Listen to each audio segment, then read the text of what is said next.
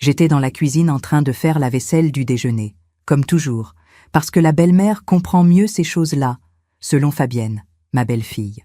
Ma robe fleurie était mouillée sur le devant. Mes mains, rugueuses de tant de travail, tremblaient en tenant l'éponge. Rodolphe est entré dans la cuisine avec ce visage fermé que je connaissais bien, cette expression qu'il faisait enfant quand il avait reçu une réprimande de son père. Sauf que mon Albert est parti depuis 13 ans et l'homme de 42 ans planté devant moi n'était plus ce petit garçon effrayé. « Maman, il faut qu'on parle. » J'ai séché mes mains sur le torchon brodé, cadeau de ma commère Viviane. Je me suis tournée vers lui avec un sourire fatigué. « Dis-moi, mon fils, il s'est passé quelque chose ?»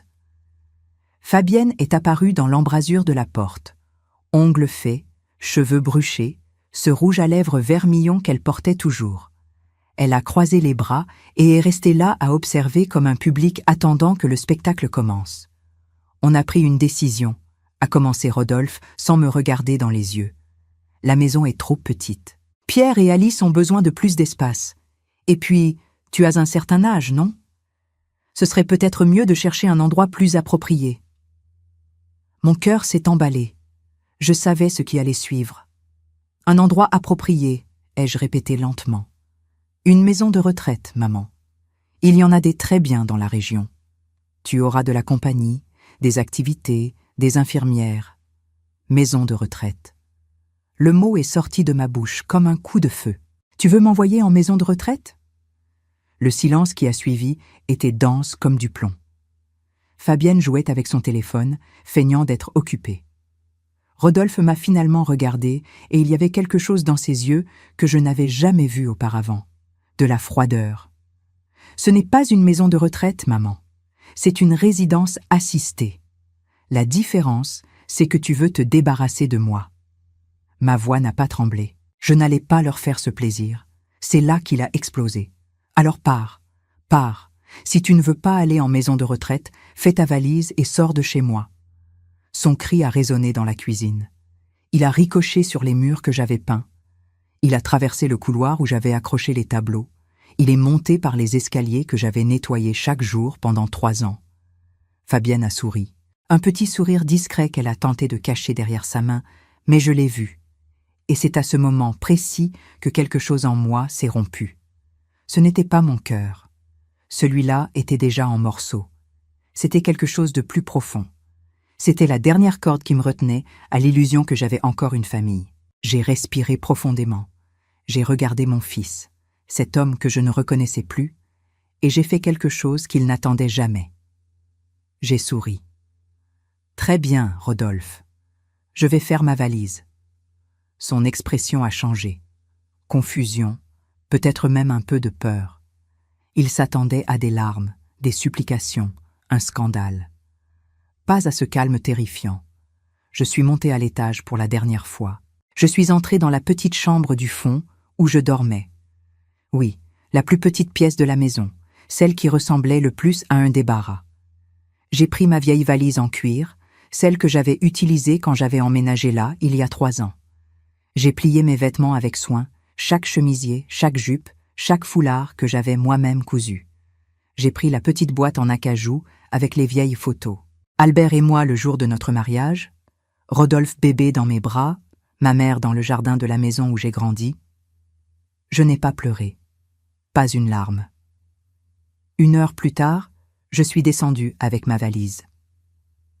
Rodolphe était dans le salon, assis sur le canapé que j'avais acheté.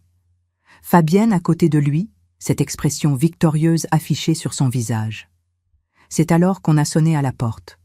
Rodolphe s'est levé, irrité, et a ouvert la porte. Et son visage, ah, je n'oublierai jamais cette expression. Une limousine noire rutilante était garée devant la maison. Le chauffeur en costume tenait la portière arrière ouverte et de l'intérieur de la voiture est sorti un homme d'environ 70 ans. Costume bleu marine impeccable, cheveux grisonnants peignés en arrière. Henri Montagne, l'associé de feu mon mari, le propriétaire de Montagne Participation, l'homme le plus riche du quartier. Et il était là pour moi. Rodolphe est resté pétrifié dans l'embrasure, la bouche entr'ouverte. Fabienne s'est levée du canapé, pâle. Henri est entré sans demander la permission, il est passé directement devant Rodolphe comme s'il était invisible, et est venu jusqu'à moi. « Marthe », a-t-il dit avec ce sourire gentil que je connaissais depuis mes 25 ans. « Tu es prête ?» J'ai pris ma valise, j'ai regardé Rodolphe une dernière fois. « Merci pour tout, mon fils.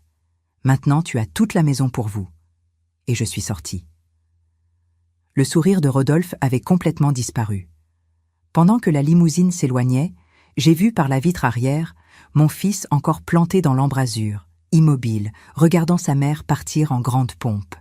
Et pour la première fois en 3 ans, je me suis senti libre. Mais avant de continuer, vérifiez si vous êtes déjà abonné à la chaîne et dites-nous en commentaire de quelle ville ou pays vous nous regardez. Nous aimons beaucoup savoir jusqu'où nos histoires voyagent. L'intérieur de cette limousine sentait le cuir véritable et le parfum cher. Henri s'est assis à côté de moi, gardant une distance respectueuse pendant que le chauffeur suivait l'avenue principale. Je tenais fermement la poignée de ma vieille valise, comme si c'était la seule chose réelle dans ce moment. Mes mains tremblaient, pas de peur, mais d'un mélange étrange de soulagement et d'incrédulité. « Tu vas bien ?» a demandé Henri d'une voix basse et prudente. Je voulais dire que oui. Je voulais prétendre que tout était sous contrôle, mais quand j'ai ouvert la bouche, ce qui en est sorti n'était qu'un long soupir fatigué. Je ne sais pas ce que je ressens, Henri. Je crois que ça n'a pas encore fait tilt. Il a hoché la tête, compréhensif. Il n'a pas essayé de me consoler avec des phrases vides. Il est juste resté là en silence, pendant que Paris défilait par la fenêtre. Immeubles, panneaux publicitaires, gens courant sur le trottoir. Le monde continuait de tourner, indifférent au fait que ma vie venait de s'effondrer. Quand nous sommes arrivés à son immeuble, une tour de verre miroitant dans le 16e arrondissement, j'ai dû m'accrocher au bras d'Henri pour sortir de la voiture. Mes jambes flageolaient. Le portier nous a salués avec révérence. « Bon après-midi, monsieur Montagne. » Il ne m'a même pas regardé 2 fois. Il a probablement pensé que j'étais une parente éloignée. L'ascenseur était entièrement recouvert de miroirs. J'ai vu mon reflet multiplié à l'infini. Une femme de 68 ans, robe simple mouillée d'eau déviée, cheveux grisonnants attachés en chignon bas, yeux rouges d'avoir retenu les larmes. « Tu es belle, Marthe », a dit Henri comme s'il lisait mes pensées. « Tu l'as toujours été. » L'appartement était au 23e étage. Duplex en attique avec vue sur toute la ville. Quand il a ouvert la porte, je me suis simplement arrêtée. Sol en marbre, salon spacieux avec double hauteur sous plafond, fenêtre du sol au plafond montrant Paris illuminé par le soleil de l'après-midi. Meubles modernes mais de bon goût. La chambre d'amis est à l'étage, a expliqué Henri en prenant ma valise. Elle a une salle de bain privative, un dressing, un balcon. Fais comme chez toi. C'est ta maison maintenant. Ta maison maintenant. Les mots résonnaient dans ma tête pendant que je montais l'escalier en bois verni. La chambre était plus grande que toute la buanderie où je dormais chez Rodolphe.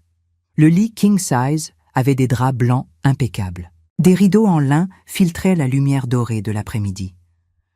Je me suis assise au bord du lit et j'ai finalement laissé les larmes couler.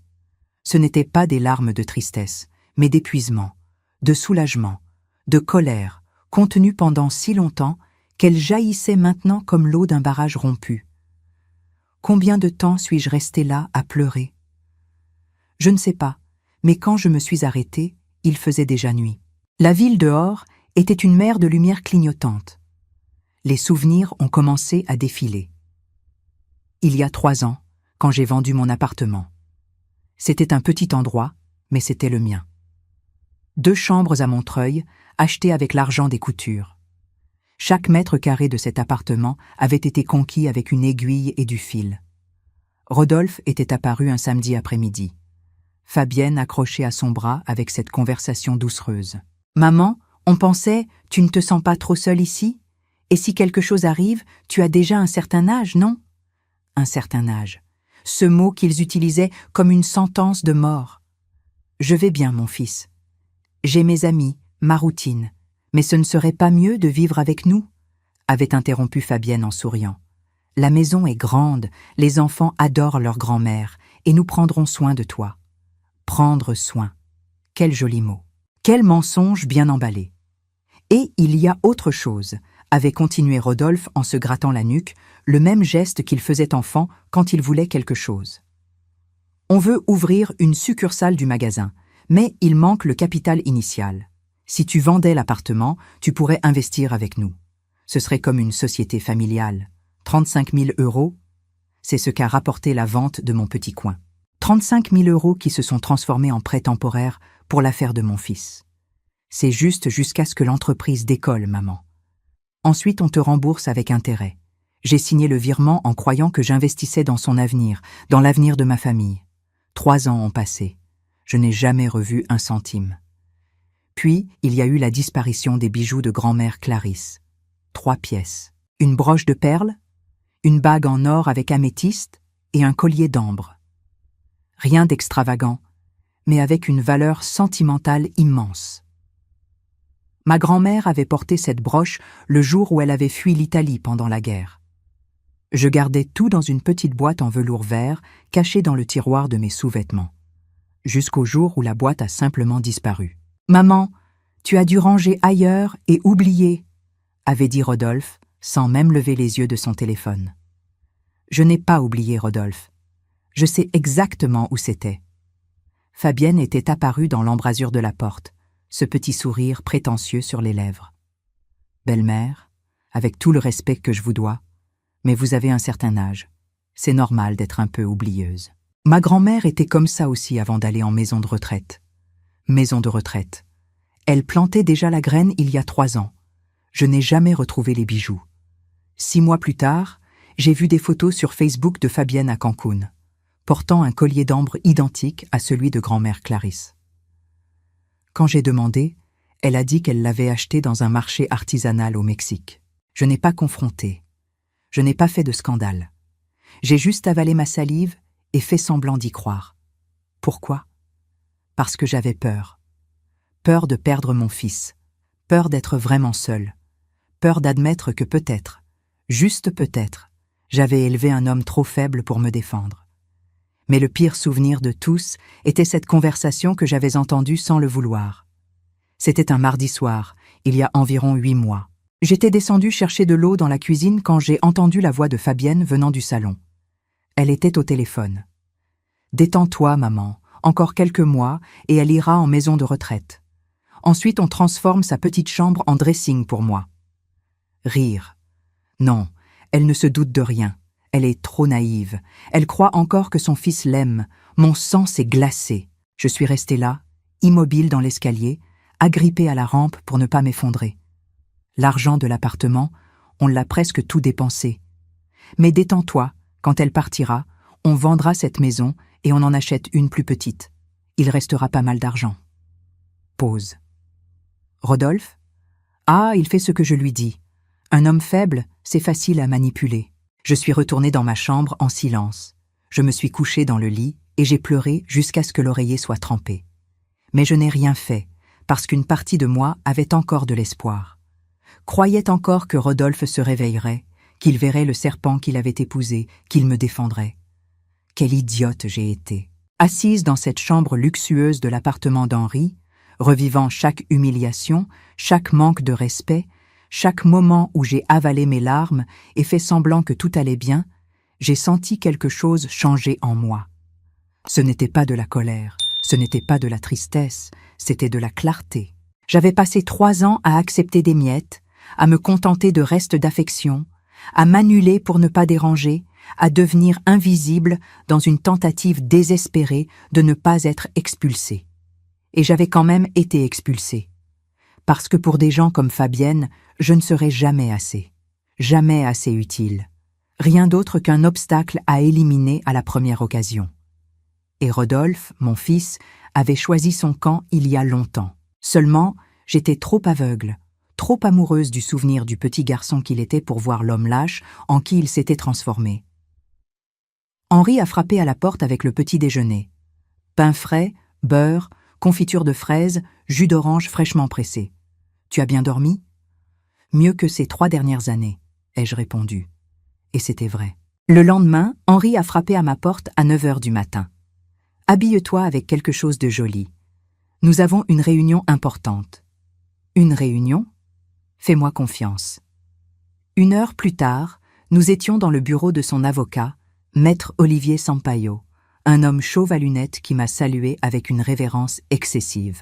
« Madame Marthe, c'est un honneur de finalement vous rencontrer. » Henri a tiré une chaise pour moi et s'est assis à mes côtés. « Olivier, tu peux commencer. » L'avocat a ouvert un dossier bleu, sorti plusieurs documents et m'a regardé directement. « Madame Marthe, j'ai une proposition de Monsieur Montagne.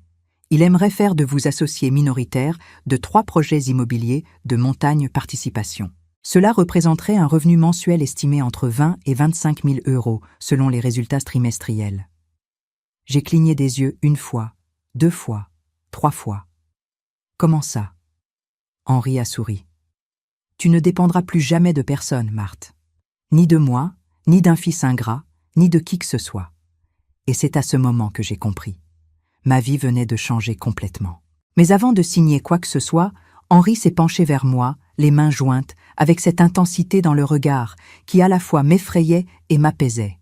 « Marthe, je dois te faire une proposition, mais avant, je dois te dire quelque chose que j'ai gardé pendant de nombreuses années. Mon cœur s'est accéléré. Je t'ai toujours aimé. » Le silence qui a suivi était si dense que je pouvais entendre ma propre respiration. Depuis le jour où Albert t'a présenté comme sa fiancée, encore dans les années 90. Tu avais 23 ans, tu portais une robe jaune à petites fleurs et tu riais d'une façon qui illuminait toute la pièce. Il a souri nostalgiquement. J'ai su à ce moment-là que j'avais perdu la chance de ma vie. Mais Albert était mon meilleur ami, et tu l'aimais. Alors j'ai gardé ce sentiment, je l'ai transformé en amitié, en respect. Je me suis mariée avec Laura, j'ai eu mes enfants, j'ai construit ma vie, mais Marthe... Il a fait une pause, la voix étranglée. Tu as toujours été la seule qui ait vraiment habité mon cœur. Des larmes coulaient sur mon visage de nouveau. Je ne savais pas pourquoi je pleurais. Confusion peut-être, ou gratitude que quelqu'un me voie enfin comme plus qu'une mère jetable. Laura est morte il y a 5 ans, d'un cancer. Et même en respectant mon deuil, même en attendant le bon moment, je n'ai jamais eu le courage de te chercher. Il s'est levé, s'est approché, s'est agenouillé devant moi. Un homme de 73 ans, milliardaire, à genoux devant moi. Mais aujourd'hui, quand je t'ai vu sortir de cette maison avec la dignité d'une reine, j'ai su que je ne te perdrai pas une deuxième fois. Henri, tu n'as pas besoin de répondre maintenant, a-t-il interrompu gentiment. J'ai juste besoin que tu saches que tu n'es pas seul. Tu ne le seras plus jamais. Il s'est levé, a déposé un baiser léger sur mon front, le genre de baiser qui promet protection, et est sorti du bureau. Je suis restée là à regarder la ville illuminée, tenant la tasse de thé qui avait déjà refroidi. Et pour la première fois en décennies, je me suis sentie vue. Le jour suivant, nous étions de retour dans le bureau de Maître Sampaio. Cette fois, l'atmosphère était différente, plus sérieuse. Madame Marthe, a commencé l'avocat en ouvrant une autre chemise. Saviez-vous que votre défunt mari était associé de Montagne Participation? Oui, Albert et Henri ont monté l'entreprise ensemble dans les années 90. Et saviez-vous que quand Albert est décédé, sa part dans la société devait être divisée entre les héritiers légaux? Oui, Rodolphe a tout reçu. Du moins, c'est ce qu'il m'a dit. Maître Sampaio et Henri ont échangé un regard. Un de ces regards qui vous disent que quelque chose de très grave va être révélé. Madame Marthe, l'avocat a sorti un document spécifique. Votre fils a menti. Le monde s'est arrêté. Comment ça? Albert a laissé un testament enregistré chez le notaire. 40% des parts vous revenaient, 40% à Rodolphe et 20% à une fondation caritative qu'il maintenait. Maître Sampaio a glissé le papier vers moi. Tout est ici. Daté, signé, authentifié chez le notaire 3 mois avant son décès. J'ai pris le document avec des mains tremblantes, et c'était là, noir sur blanc, la signature de mon Albert. Ma part, 40%. Mais Rodolphe a dit que l'avocat avait expliqué que comme je ne comprenais rien aux affaires, il valait mieux que tout soit à son nom. J'ai signé une procuration. Vous avez signé une procuration pour qu'il administre votre part, pas pour qu'il se l'approprie. Maître Sampaio a corrigé d'une voix ferme. Ce sont des choses complètement différentes. Vous restiez propriétaire de 40%. Ma tête tournait. Trop d'informations, trop de colère, trop de trahison. Il y a plus, a intervenu Henri, la mâchoire serrée. Il y a 2 ans, Rodolphe a vendu toute la participation à un groupe d'investisseurs. Il a négocié seul, falsifié votre signature sur les documents et empoché tout l'argent. Combien? Ma voix n'était qu'un fil. Maître Sampaio a consulté un autre papier. L'entreprise a été évaluée à 800 000 euros. 40% de cela fait 320 000 euros. Il a fait une pause. Plus la correction monétaire des 2 dernières années, plus les intérêts, plus les dommages moraux pour appropriation indue, nous parlons d'environ 460 000 euros qui vous appartiennent de droit. 460 000 euros. La petite chambre du fond, les humiliations, les demandes de prêt. Juste encore un peu, maman. L'expulsion. Tout ça pendant qu'il m'avait volé des centaines de milliers d'euros. Je veux porter plainte, ai-je dit, et ma voix n'a pas tremblé du tout. Je veux récupérer chaque centime, avec intérêt, avec correction, avec tout. Maître Sampaio a souri. C'était le sourire d'un requin qui venait de flairer le sang. J'ai déjà préparé la requête initiale, j'ai juste besoin de votre autorisation pour la déposer. J'ai pris le stylo, signé mon nom sur 3 exemplaires différents. Chaque paraphe était une déclaration de guerre. Rodolphe sera notifié dans 48 heures, a expliqué l'avocat. Il aura 15 jours pour présenter sa défense, mais avec les preuves que nous avons, documents falsifiés, expertise graphologique, relevés bancaires, il n'a aucun moyen d'échapper. Nous sommes sortis du bureau 1 heure plus tard. J'étais abasourdi, mais il y avait quelque chose de nouveau qui pulsait dans ma poitrine. Du pouvoir. Sur le chemin du retour, Henri s'est arrêté dans un café, a commandé 2 expressos et m'a regardé avec sérieux. « Marthe, tu es sûre ? Poursuivre son propre fils ne sera pas facile. Il va réagir. Fabienne va encore plus empoisonner sa tête. » J'ai regardé Henri, puis j'ai regardé la ville là-bas en contrebas. Ce monde immense que j'avais oublié, qui existait pendant que je m'enterrais dans cette petite chambre du fond. Les petits-enfants méritent de grandir, en sachant que leur grand-mère n'est le paillasson de personne, que la dignité ne se négocie pas et que voler sa propre mère a des conséquences. Henri a souri, fier. C'est l'esprit qu'il faut. Nous sommes rentrés à l'appartement. J'ai éteint mon téléphone, qui avait maintenant plus de 400 appels manqués, et j'ai dormi toute la nuit sans remords, sans culpabilité, sans peur. 48 heures plus tard, le téléphone fixe d'Henri a sonné à 7 heures du matin. C'était Maître Sampaio. Il a été notifié. Et d'après la réaction, je crois que votre fils vient d'avoir le pire jour de sa vie. J'ai raccroché et regardé par la fenêtre. Paris se réveillait lentement, le soleil se levant derrière les immeubles. Et moi, je ne faisais que commencer. Rodolphe pensait avoir été malin, que je ne découvrirais jamais. Mais il avait oublié une chose. Je suis fille d'immigrants italiens. Et les Italiens n'oublient pas. Les Italiens demandent des comptes. 3 semaines se sont écoulées depuis la notification judiciaire. 3 semaines de silence absolu de ma part. 3 semaines pendant lesquelles Rodolphe a dû vieillir de 10 ans. Je le savais parce qu'Henri avait un enquêteur qui suivait ses mouvements. Pas par méchanceté, par stratégie. Connaître l'ennemi, c'est la moitié de la bataille. Et oui, mon propre fils était devenu mon ennemi. Cette vérité était tombée définitivement. Ce samedi matin, j'ai décidé qu'il était temps de le regarder dans les yeux. Pas par nostalgie, pas pour une réconciliation, mais parce que certaines conversations doivent se faire face à face.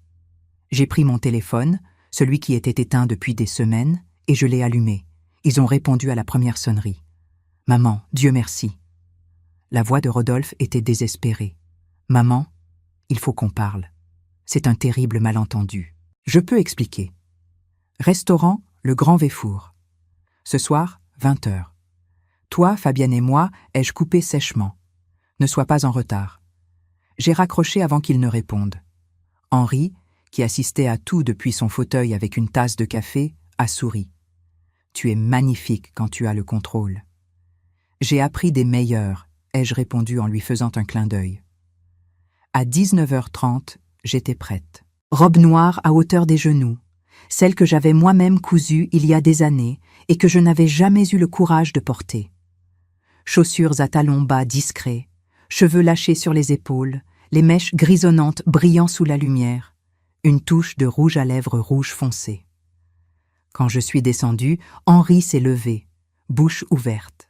« Marthe, tu es éblouissante. La vengeance se sert froide, Henri, mais on peut bien s'habiller pour l'occasion. Nous sommes arrivés au Grand Véfour à 20 heures pile. Le restaurant était tout ce que j'imaginais. Lustres en cristal, table avec nappe blanche impeccable, serveur en gants blancs.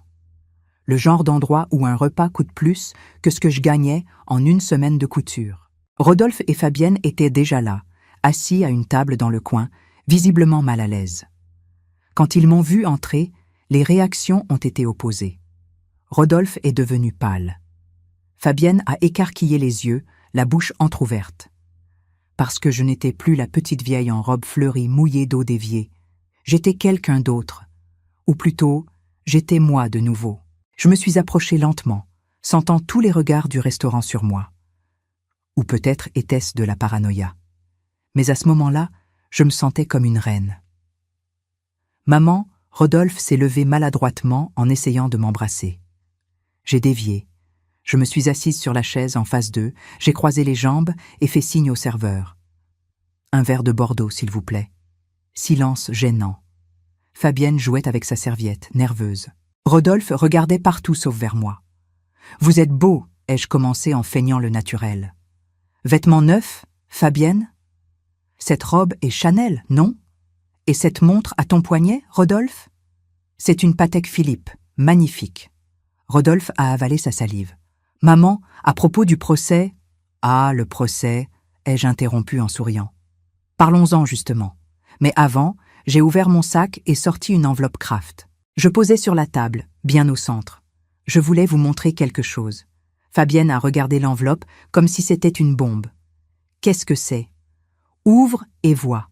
Rodolphe a pris l'enveloppe avec des mains tremblantes, l'a ouverte, et son visage a perdu toute couleur qui restait encore. C'était des copies. Copies des documents falsifiés, de la signature contrefaite, des relevés bancaires montrant l'entrée de 320 000 € sur son compte il y a 2 ans. « Où tu as trouvé ça ?» a-t-il murmuré. « Ton père était un homme prévoyant, Rodolphe. Il gardait des copies de tout dans un coffre. Et quand il est mort, il m'a laissé une clé. Mensonge. Mais il n'avait pas besoin de le savoir. Je n'ai jamais imaginé qu'un jour j'aurais besoin d'utiliser ça contre mon propre fils. Maman, je peux expliquer… Explique alors. Ma voix était calme, dangereusement calme. Explique pourquoi tu as falsifié ma signature. Explique pourquoi tu as volé près de 500 000 € qui m'appartenaient. Explique pourquoi tu m'as mise pour dormir dans une chambre de bonne pendant que tu dépensais mon argent en montres suisses et restaurants chers. Le serveur a apporté mon vin. J'ai pris une longue gorgée, savourant. C'était la meilleure chose que j'avais goûtée depuis des années. Fabienne a tenté de se ressaisir. « Belle-mère, nous ne voulions pas vous… » Je me suis tournée vers elle et le regard que j'ai lancé a dû être effrayant parce qu'elle a reculé sur sa chaise. « Tu ne parles pas. Tu n'as pas le droit de me parler. Toi qui as volé les bijoux de ma grand-mère, qui m'as traitée comme une employée, qui planifiait de me jeter en maison de retraite pour transformer ma chambre en dressing. » Elle a pâli. « Comment tu… Qui t'a dit ça ? Les murs ont des oreilles, ma chérie. Et tu parles trop fort au téléphone. » Rodolphe a enfoui son visage dans ses mains. « Maman, c'était tout de ma faute. Fabienne n'a rien à voir. »« Ah, alors tu assumes ?» Je me suis penchée en avant. « Tu assumes que tu as détourné mon argent, que tu m'as expulsée de ma propre maison, que tu as crié sur moi comme si j'étais un chien. » Des larmes coulaient sur son visage maintenant, mais je ne ressentais pas de pitié. Plus maintenant. Je ne sais pas ce qui t'est arrivé, Rodolphe. Le garçon que j'ai élevé n'existe plus.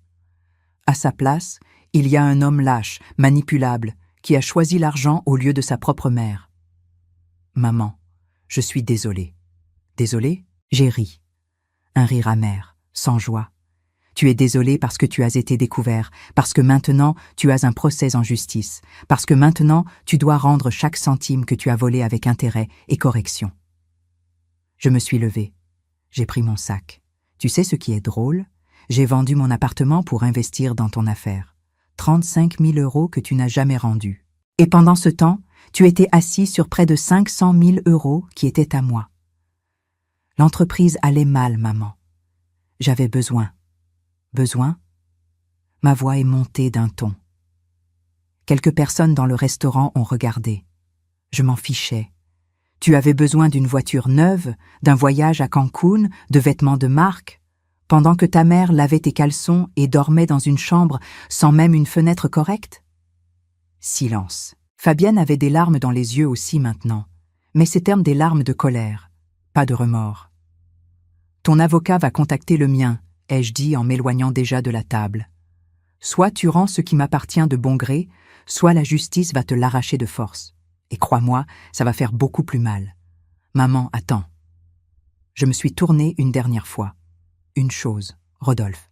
Quand je mourrai, et ça prendra du temps, parce que maintenant j'ai des raisons de vivre longtemps, n'apparais pas à mon enterrement. Ne verse pas de fausses larmes. Ne fais pas semblant d'avoir été un bon fils, parce que tu as eu la chance de l'être. Et tu l'as gâché. Je suis sortie du restaurant la tête haute. Le chauffeur d'Henri m'attendait à la porte avec la voiture. Je suis montée. J'ai respiré profondément. Et ce n'est que lorsque la voiture a commencé à rouler que j'ai tremblé, que j'ai senti le poids de cette confrontation, que j'ai laissé une larme solitaire couler. Pas de tristesse, de soulagement. Parce que finalement, après si longtemps, j'avais dit tout ce que je devais dire. Mais ce dîner n'était que le début. Parce que quand Fabienne a réalisé qu'elle perdait tout, elle a montré qui elle était vraiment. Et le piège qu'elle a préparé a failli me détruire. Après ce dîner, j'ai pensé que je pourrais enfin respirer, que le pire était passé, que maintenant il suffisait d'attendre que la justice fasse son travail. Comme je me trompais. Une semaine plus tard, Henri est entré dans ma chambre avec une expression que je n'avais jamais vue sur son visage. Un mélange de colère et de dégoût. « Marthe, il faut qu'on parle. » Mon estomac s'est noué. Ce ton de voix n'apportait jamais de bonnes nouvelles. Il s'est assis au bord du lit, tenait une enveloppe marron, ne me regardait pas dans les yeux. L'enquêteur que j'ai engagé pour suivre l'affaire, il a découvert certaines choses sur Fabienne. Qu'est-ce qu'elle a encore fait? Il a ouvert l'enveloppe. Des photos, plusieurs photos, Fabienne entrant dans un hôtel, Fabienne sortant d'un appartement, Fabienne en train d'embrasser un homme qui n'était définitivement pas Rodolphe. Un homme plus jeune, musclé, cheveux rasés, débardeur moulant, ce genre qui passe sa journée à la salle de sport à prendre des selfies. « Qui est-ce » ai-je demandé, bien que je connaisse déjà la réponse. Jules César Tavares, 32 ans, coach sportif, travaille dans une salle de sport à Neuilly. Henri a passé d'autres photos. Ils se rencontrent depuis au moins 1 an, 2, 3 fois par semaine, toujours dans le même hôtel sur le périphérique. J'ai ressenti une vague de satisfaction perverse. Donc la sainte avait aussi des secrets. Il y a plus? Henri a continué, montrant maintenant des relevés bancaires. Tu te souviens des bijoux de ta grand-mère qui ont disparu? Ils ont été vendus dans une bijouterie du centre, 23 000 €. L'argent est entré dans un compte joint que Fabienne maintient secrètement avec ce Jules. 23 000 €, les bijoux de grand-mère Clarisse vendus pour financer une liaison extra-conjugale. Et il y a ça. Il m'a tendu le dernier document, des billets d'avion pour Cancun, mars de l'année dernière. Fabienne Cristina Mendes et Jules César Tavares. 7 jours. Hôtel 5 étoiles, tout payé avec la carte de crédit du compte commun avec Rodolphe. Donc, c'était vrai. Ce voyage qu'elle avait dit être une retraite spirituelle avec ses amis avait été une lune de miel avec son amant, en utilisant mon argent. Rodolphe le sait? Henri a soupiré. Il le sait depuis 6 mois. L'enquêteur a découvert d'anciens messages. Rodolphe l'a confronté. Fabienne a pleuré, demandé pardon, promis qu'elle avait tout terminé. Et il a accepté. Accepté? Je n'arrivais pas à y croire. Il a peur d'elle, Marthe. Peur du divorce, de perdre les enfants, de rester seul. Alors il a avalé la trahison et fait semblant que rien ne s'était passé. Je me suis levée, je suis allée à la fenêtre. En bas, Paris bouillonnait, indifférent au drame particulier des gens. Mon fils était devenu un homme pathétique, un lâche qui volait sa propre mère mais n'avait pas le courage de chasser la femme qui le trompait. Montre ça à maître Sampaio, ai-je dit décidé. Ça change tout dans le procès. Fabienne a manipulé mon fils, l'a utilisé pour avoir accès à l'argent de la famille, a vendu mes bijoux pour financer son amant. Ce n'est pas juste de l'adultère, c'est de l'escroquerie, de l'appropriation indue. Je me suis tournée vers Henri. Je la veux en prison. 2 jours plus tard, Maître Sampaio m'a apporté un autre rapport, celui d'un détective privé que j'avais engagé pour surveiller mes petits-enfants.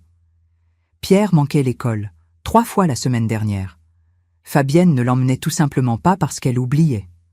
L'enfant mangeait mal. Le goûter de l'école, toujours oublié à la maison. Le déjeuner était du fast-food acheté à la hâte. Alice avait recommencé à faire pipi au lit, mais pas à cause de moi, comme Fabienne l'avait allégué au tribunal. C'était parce que sa mère criait constamment au téléphone, se disputait avec Rodolphe jusqu'à tard dans la nuit, laissait les enfants abandonnés devant la télévision pendant qu'elle s'enfermait dans sa chambre avec son portable. Le détective avait des photos, des vidéos. Pierre assis seul au portail de l'école à 17h, attendant que quelqu'un vienne le chercher.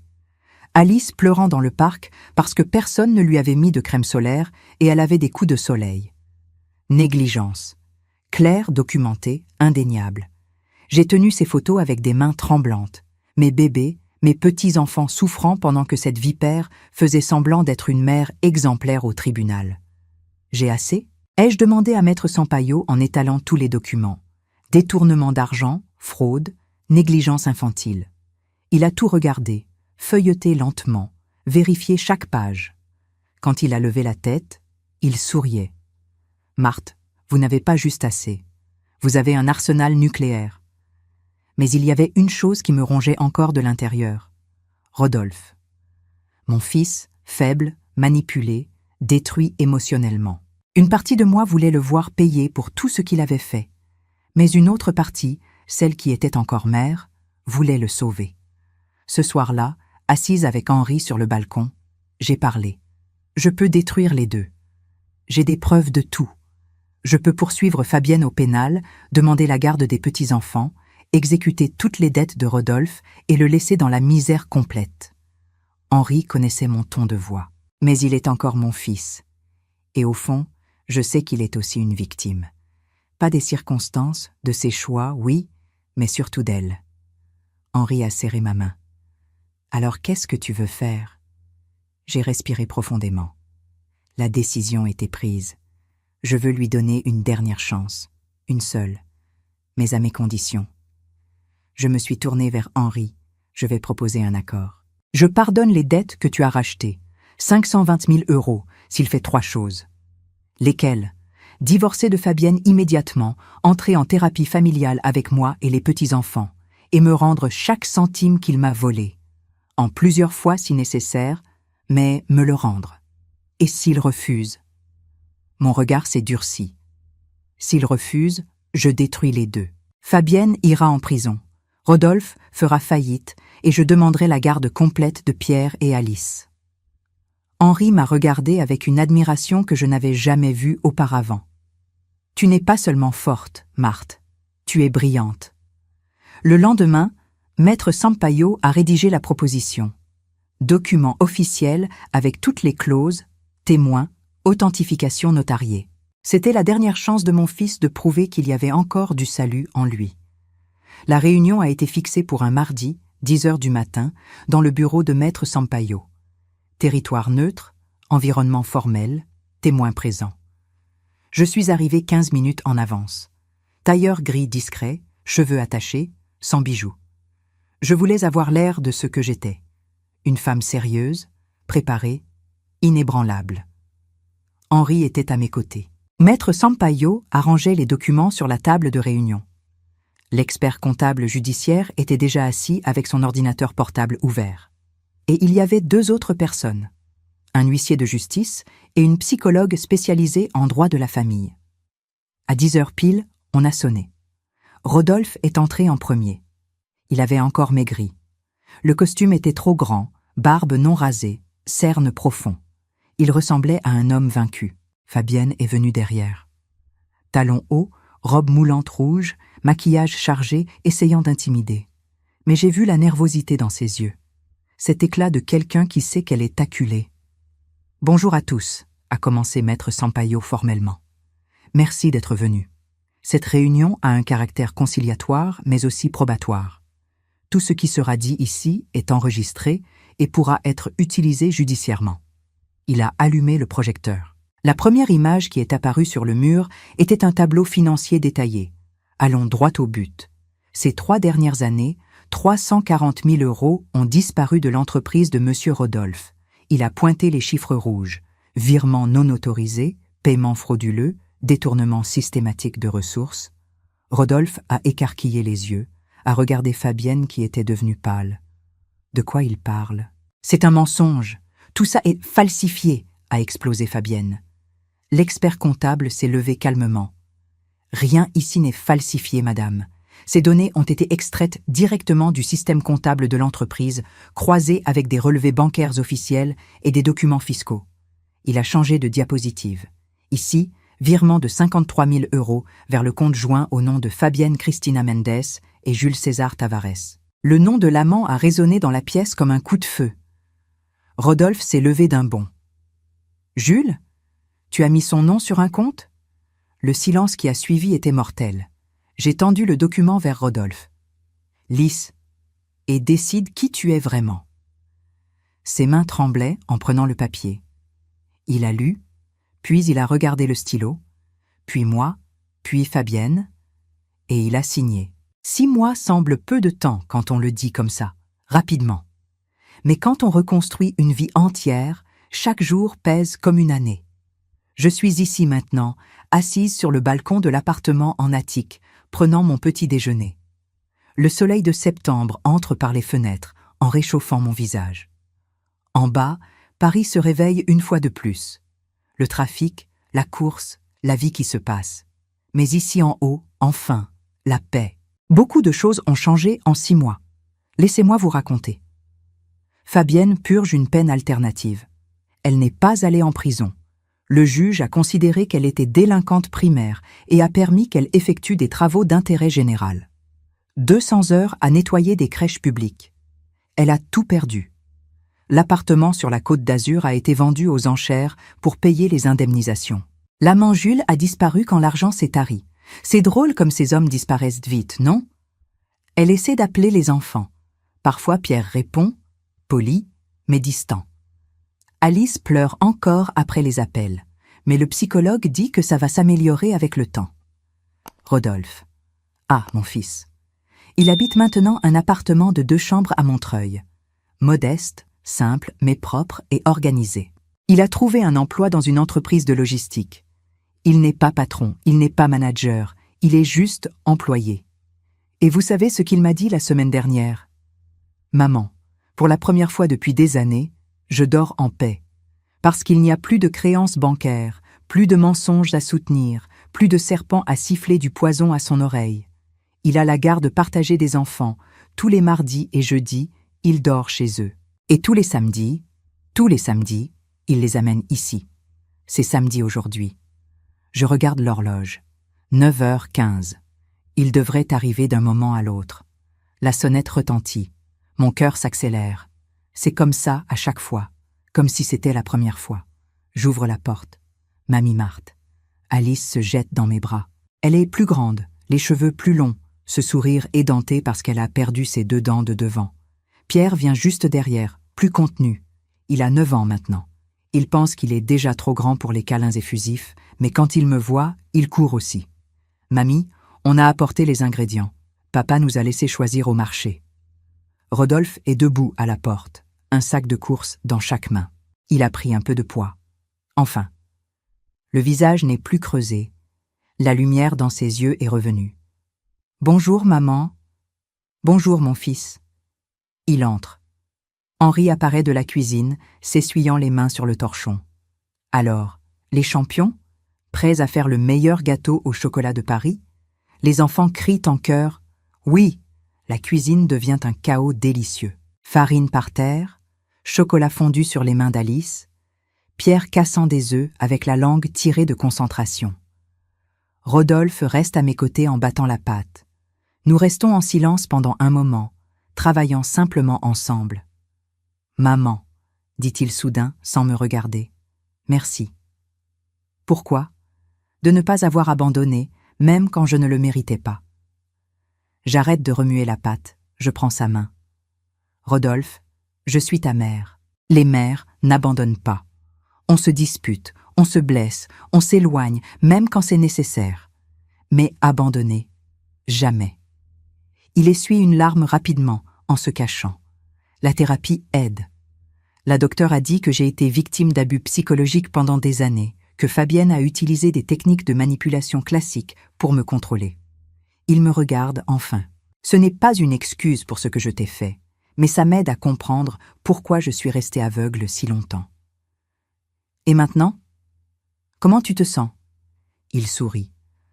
Un sourire sincère, de ceux que je n'avais pas vus depuis des années. Léger. Pour la première fois depuis longtemps, je me sens léger.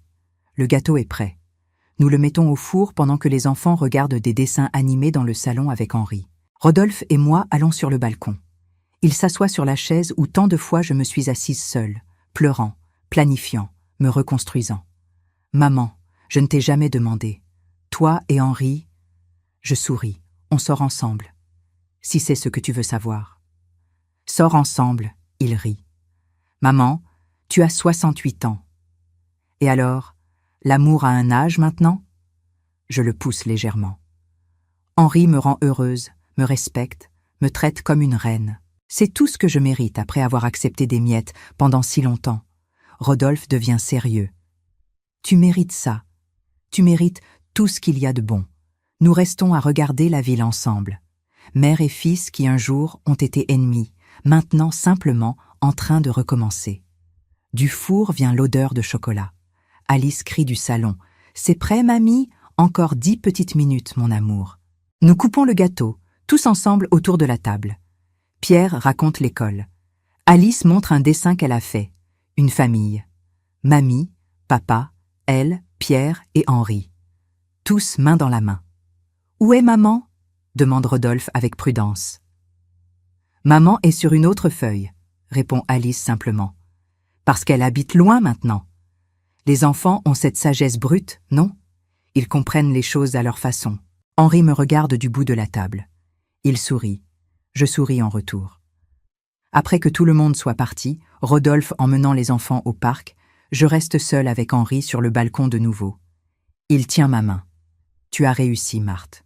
Tu as tout reconstruit. » « Nous avons réussi, je corrige. Je n'aurais rien fait de tout ça toute seule.